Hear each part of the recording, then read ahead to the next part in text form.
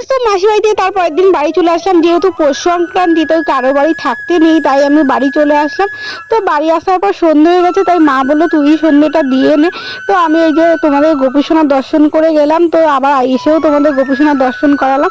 আর এগুলো সব পড়তে এসেছিল, ওদেরকে প্রসাদ দিয়ে দিলাম। ওরা সবসময় বসে থাকে মা কখন পুজো দেবে, ওরা গোপীসোনার প্রসাদ খেতে খুব ভালোবাসে, তো ওদের প্রসাদ দিয়ে চলে আসলাম। মা যেহেতু আমি বাড়ি ছিলাম না, তাই মা শুধু সাজের পিঠেই করছে, এটা ভেজাবে আর করছে।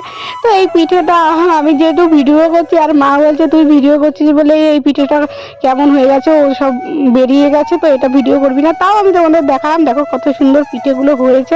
আগের পিঠেগুলো তোমাদের একটু দেখিয়ে নিলাম। আর এই দেখো পিসে মশাই সকালে রস এনেছিল, যেহেতু আমি বাড়ি ছিলাম না, তাই মা এটা রস গুলো জাল দিয়ে তোমার হচ্ছে গুড় বানিয়ে নিয়েছে, আর সেই গুড় দিয়ে গরম গরম পিঠে। তো আমি পিঠে খেতে থাকি, তোমরা আরো মিনি ব্লগ দেখার জন্য চ্যানেলটা ঝটপট সাবস্ক্রাইব করে দাও। তো এখনকার মতো টাটা।